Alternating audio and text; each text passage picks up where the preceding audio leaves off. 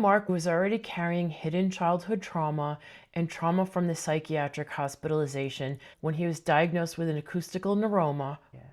So you had a tumor on your audial nerve that was removed, and the sheath on the nerve was stripped off during the surgery. And the doctors never told me. No, and then the other thing is, within 20 years, the tumor grew back 100%. It's because acoustical neuromas are fast growing. They're benign, but they can compress your nerve. I shouldn't have had that surgery. Yeah, you should have just had radiation. I should have had radiation. They told me that the reason they don't want me to have radiation is if the radiation didn't work, the operation would be a lot more difficult. And then when it grew back, they wanted to operate on it. And I told them no. I said, I'm going to have radiation. You know what they said? Oh, that's okay. Yeah, we could still operate after the radiation if it doesn't work. That's what they said to me. I had 10 treatments of radiation, no heat, no problem, nothing, and they shrunk it and took care of it. 10 treatments, like it was nothing.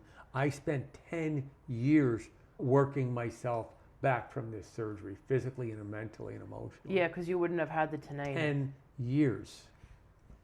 Just getting myself stable. Right. It was horrific. So at this point, even if you had had a wonderful childhood, would have had PTSD just from the medical system. Hugely. Hugely. That's where you go to be traumatized and die, into a hospital or into a surgeon's hand. I would never want to go the route that I went of half of my lifetime of struggling with this and being disabled from this. I mean, it's amazing to think of all the days that I didn't know how I was going to get through the next minute. Wow. With anxiety, with, the ringings. People say, oh, we had a little tinnitus. No, I had tinnitus for 3 months, and it was nothing. With meditating and stuff, it didn't even bother me.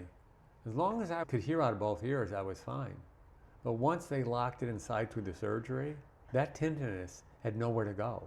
Wow. You couldn't drown it out with a fan. It would get louder with a fan. You couldn't do any of the tricks they told you with tinnitus. It was now locked inside my brain. Wow. With no way out. Yeah. So it vibrated right to the good ear. Oh, no. Yeah. Yeah.